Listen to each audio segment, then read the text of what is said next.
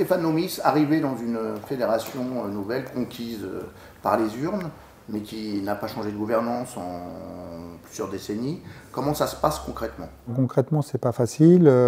Tu arrives dans une entreprise, parce qu'une fédération aussi grosse, c'est quand même une entreprise, c'est 30 millions de budget, qui a des us et des coutumes, qui a une méthodologie, qui a des gens qui sont là depuis 30 ans, 40 ans. Et toi, tu dois reprendre ça. Il y a un héritage fort. Quand on est arrivé, ça a été compliqué les premiers jours. Et justement, le personnel qui, lui, était habitué à une autre gouvernance, comment vous l'avez trouvé, comment vous l'avez senti, comment vous l'avez rassuré? Les premiers jours, je pense qu'ils ont été choqués parce qu'ils ne s'attendaient pas à une victoire de notre équipe. Donc, ils ne s'attendaient pas à ce changement si brutal. Le vendredi, ils avaient Jean-Luc et le lundi, ils avaient Stéphane Nomis et son équipe. Donc on a dû discuter avec eux, on a dû les rassurer, on a expliqué notre projet, notre programme, comment on allait travailler ensemble. Et je pense qu'aujourd'hui, on les a rassurés sur la suite de la fédération. La passation de pouvoir s'est faite en bonne intelligence avec Jean-Luc Rouget qui était présent. Qu'est-ce que vous vous êtes dit? Qu'est-ce qu'il vous a dit? Eh ben, Jean-Luc, il m'a souhaité bonne chance. C'est un combattant, on a fait un combat. À la fin, il y a un vainqueur qui a été désigné par les urnes. Et donc, il m'a donné quelques conseils. Il m'a dit qu'il serait toujours à mes côtés si j'avais besoin de son aide. Et je le remercie. Et il m'a donné 2-3 dossiers importants. Et voilà. On peut imaginer que c'est une tâche colossale d'arriver dans une fédération aussi importante, des dossiers économiques, des dossiers humains, des dossiers d'organisation. Comment on arrive concrètement à s'en emparer en quelques jours? Ben, tu dors pas beaucoup. D'abord, tu travailles beaucoup, tu dors pas beaucoup. Plus de 2300 messages. Donc déjà, rien que de les lire, ça a été très très compliqué. De répondre, encore plus compliqué. Tu fais dossier par dossier, urgence par urgence. Non, on avait dit que notre première urgence était de créer une commission sur les violences. Donc ça, on l'a fait, on a commencé le premier jour. On a nommé une responsable sur ce dossier. Ça a été Magali Baton, la secrétaire générale. Elle s'est emparée du dossier, je l'ai accompagnée. Elle a réuni les acteurs compétents et professionnels sur ce sujet et tous les volontaires qu'on avait rencontrés pendant notre Tour de France qui s'étaient manifestés sur cette mission. Et on les a intégrés à notre commission et elle est partie, quoi. Ils ont déjà eu la ministre, la police, et voilà, c'est parti, quoi.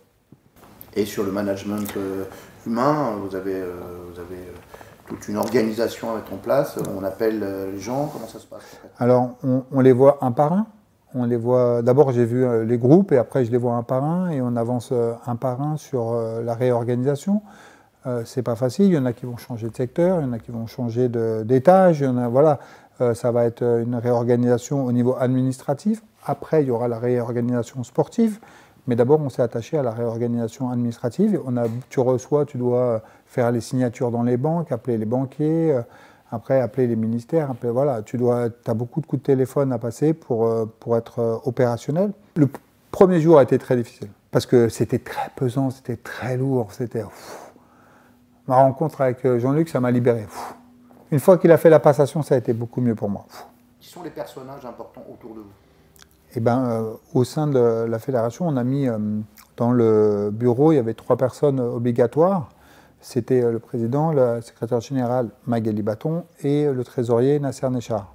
Nasser Nechar, c'est un ancien DAF de Carrefour.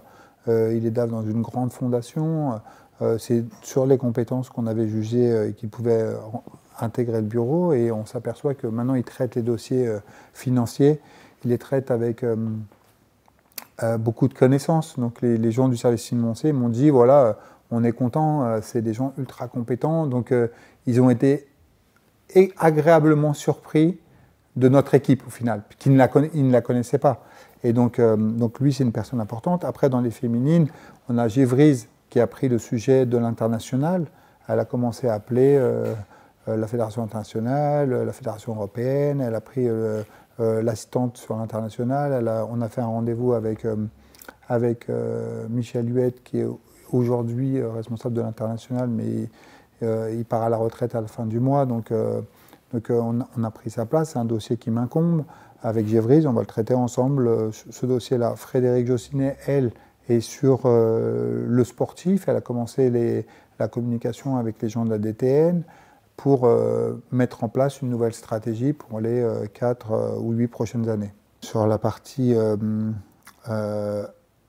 administratif et développement, on a Sébastien Olesini, qui est une personne importante. C'était mon directeur de campagne. Lui, il va être très important dans la suite de la fédération parce qu'il a comme objectif le développement du territoire avec le DTN.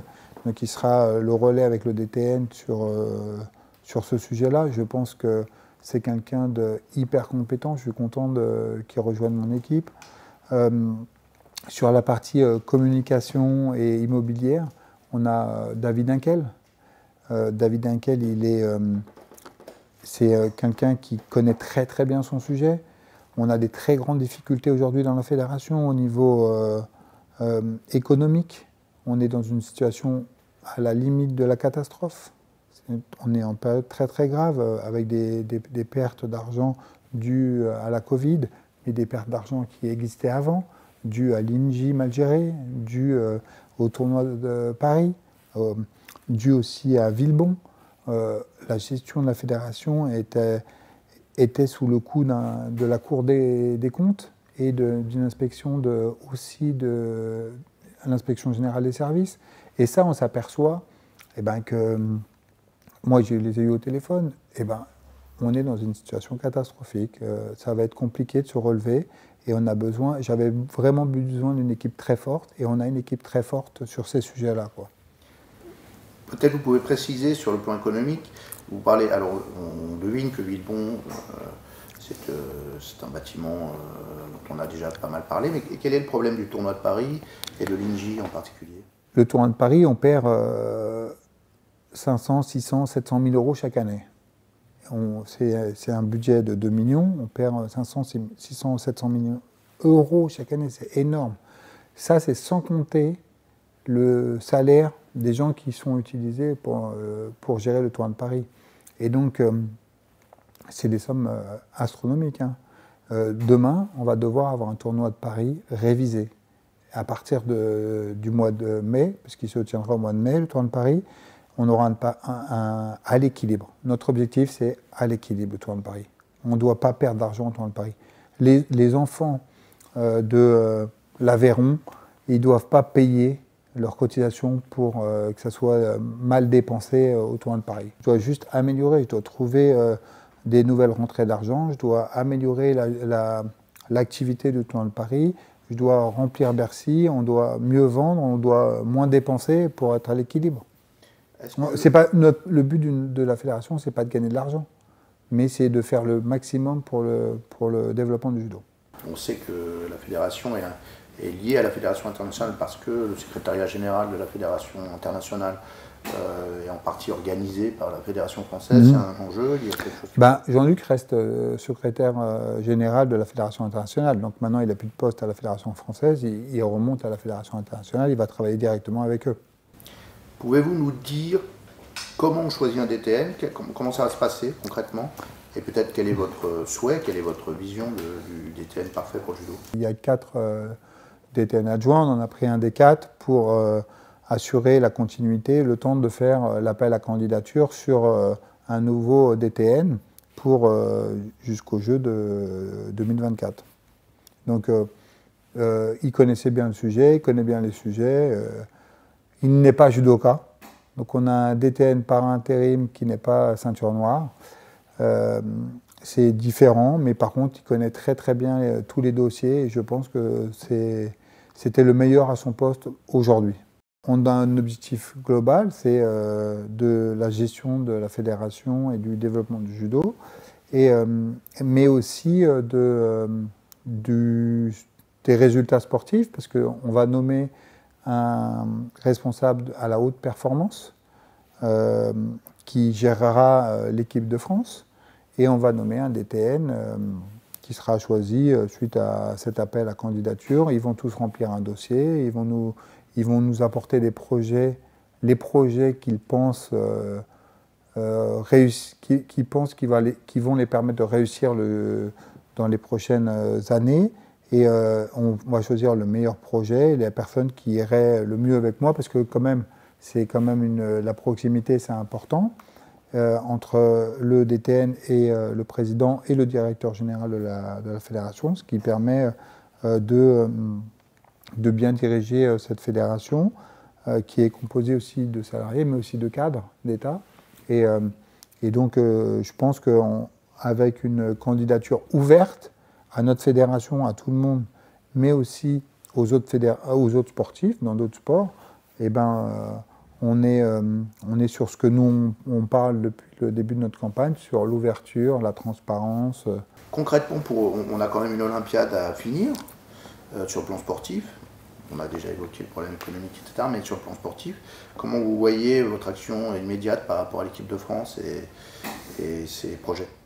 Je suis chanceux, hein, 2 Olympiades en un mandat. Et les filles, on va pas toucher aux filles. Qu'est-ce que tu en penses? Il ne faut pas toucher aux filles. C'est pas nécessaire. Voilà. Mais par contre, on doit aider les garçons à reperformer. Je pense qu'on a des garçons qui sont des bons judokas, même certains qui pourraient être des champions, mais qui ne le sont pas aujourd'hui. Et on va devoir les aider à devenir des champions. Et pour ça, ça va demander beaucoup de travail de notre part et de leur part. Mais on va devoir peut-être révolutionner le monde du judo, l'entraînement. On va devoir réfléchir hors du cadre pour moderniser et transformer la performance actuelle des masculins en une réussite complète. Ça veut dire quoi dans votre esprit? Ça veut dire des entraîneurs nouveaux, des conceptions nouvelles d'entraînement? Moi, je pense aux conceptions. Déjà, il va falloir mettre les athlètes avec les clubs, l'équipe de France, tout ça autour de la table pour trouver l'harmonie, pour bien s'entraîner.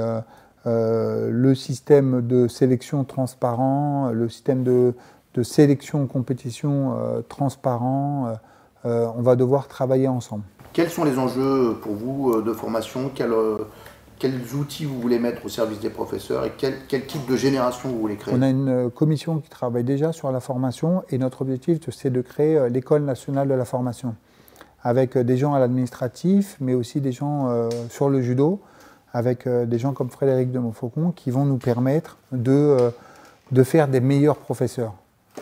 Sur la formation continue, sur la formation initiale, on doit moderniser notre outil de formation, mais en faire un vrai outil très fort de notre fédération. Nous, notre métier au judo, c'est de former. On forme des enfants, on forme des entraîneurs, on forme des coachs, on forme des formateurs de formateurs. C'est notre métier, la formation. Mais on ne l'a pas professionnalisé et on n'a pas mis les bons process partout. Et on va se faire accompagner de spécialistes et de professionnels pour ça. Et donc, c'est un enjeu important pour nous, la formation. Et cette École nationale du judo, on va essayer de la mettre sous 3 mois. Quelle est votre vision du bon professeur? Pour moi, déjà, un bon professeur, c'est un professeur qui est content d'enseigner. Qui est content, qui a envie d'enseigner, c'est sa passion, le judo. Donc, un professeur qui est heureux dans son métier, c'est pour moi la priorité numéro 1 d'un professeur. Après, il y a l'enjeu de la formation. Est-ce que c'est un bon professeur? Qu'est-ce qu'un bon professeur? Est-ce que c'est un professeur qui forme des champions ou c'est un professeur qui éduque des enfants ou qui fait des hommes?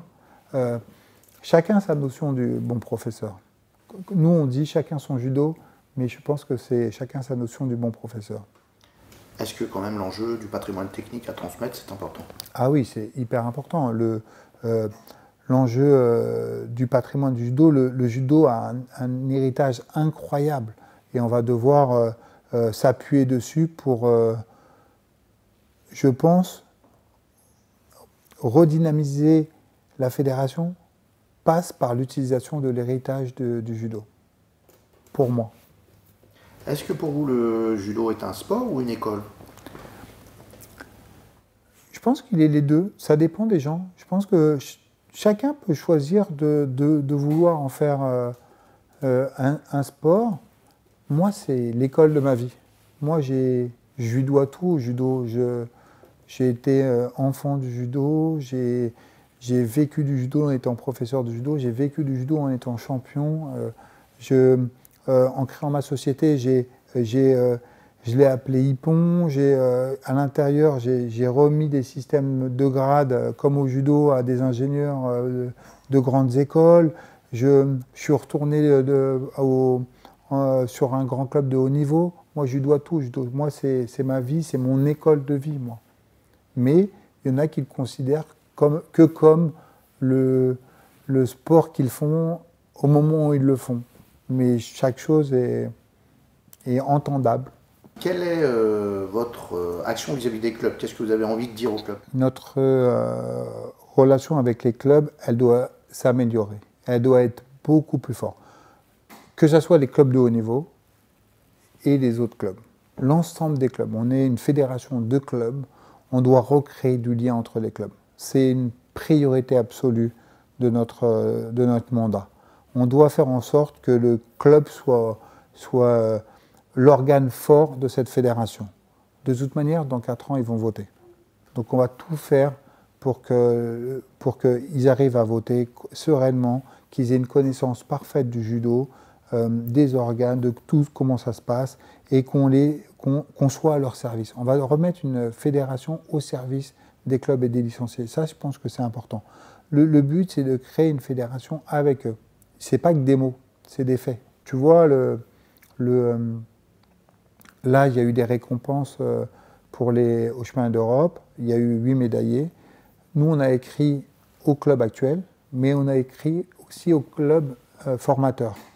Tu vois, je pense qu'on ne veut pas qu'ils soient oubliés. Il faut que ça s'arrête ce temps-là. Les clubs formateurs, ils sont là, ils existent et ils sont sur tout le territoire. Et donc, pour nous, on doit recréer du lien avec tout le monde. Suite à mon courrier que j'ai fait à ces présidents de clubs formateurs, ils étaient hyper ravis et hyper contents d'avoir un courrier de leur président qui les félicitait du travail qu'ils avaient fourni en faisant des champions. Pragmatiquement, les gens des clubs, les directeurs, les professeurs, les pratiquants eux-mêmes sont en grande difficulté aujourd'hui parce qu'on est dans ce deuxième confinement. Va-t-il s'arrêter? Y en aura-t-il un troisième?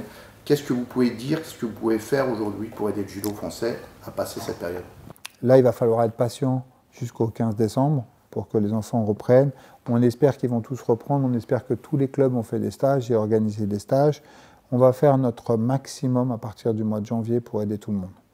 On va vraiment être sur le pont pour redynamiser l'ensemble de nos clubs. Ça, c'est vraiment important pour nous. Par contre, là, on a quand même 2-3 semaines très, très compliquées au sein de la fédération pour reprendre tous les dossiers. Et une fois qu'on aura repris tous les dossiers, même si on traite ce dossier en parallèle, on pourra tous se consacrer à la reprise de l'ensemble des clubs français. Mais on a bien en tête qu'il va falloir aider tout le monde.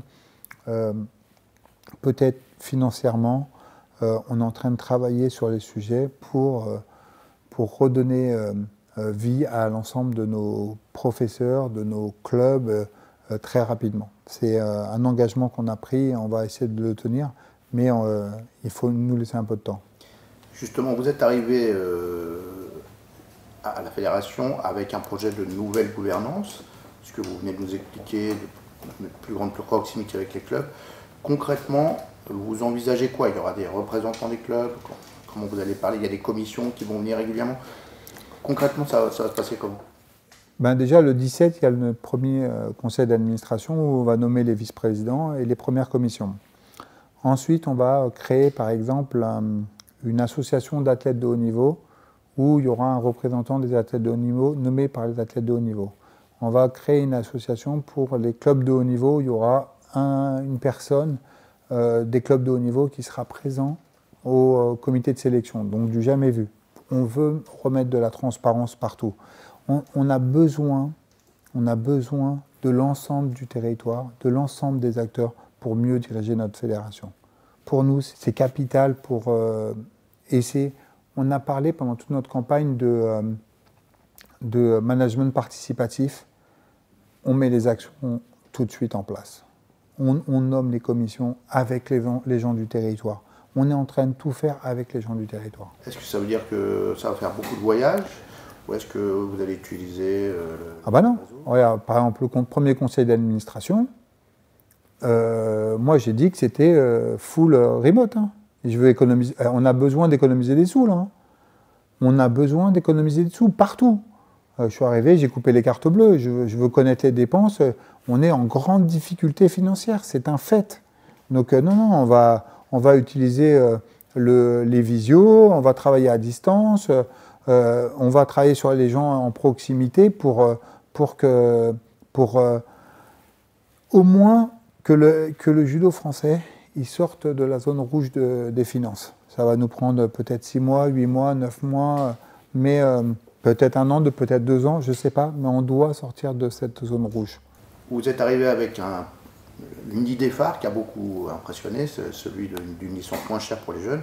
Est-ce que ce n'est pas en contradiction? Comment vous allez gérer ça? Est-ce que vous pouvez le mettre en place rapidement, compte tenu de l'état des finances du judo? On est arrivé avec cette idée-là, on est en train de travailler comment on peut la mettre en œuvre très rapidement, mais en plus avec l'État qui met le passeport, donc on est en train de réfléchir à un truc qui pourrait aider tout le monde. Donc on devrait sortir une annonce prochainement, nos équipes elles travaillent sur ce système-là, on a envie d'aider.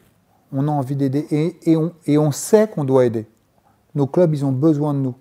Donc on a envie d'aider, on va le faire. Mais par contre, ça va prendre un petit peu de temps, mais on sait que c'est aujourd'hui qu'on doit les aider. On essaye de faire ce qu'on a dit. D'accord? On a trouvé un auditeur en mécénat. Mais un des grands noms, un des Big Five de l'audit, il nous fait l'audit en mécénat. On a trouvé une agence de com qui va venir en mécénat, pour les 6 prochains mois. Notre objectif, ce qu'on a dit, on est en train de le mettre en place tout doucement. Mais tout prend un peu de temps. Donc il va falloir que le monde du judo nous fasse confiance. Ils nous ont fait confiance et on les remercie de leur soutien lors de ces élections. Ils peuvent compter sur nous, on travaille dur. Déjà, on travaille très dur en ce moment, mais on va travailler très dur jusqu'à temps de redorer le judo français et de le remettre. On veut refaire le judo l'élève modèle des fédérations. Ça, c'est notre objectif et notre ambition. On doit redevenir l'élève modèle.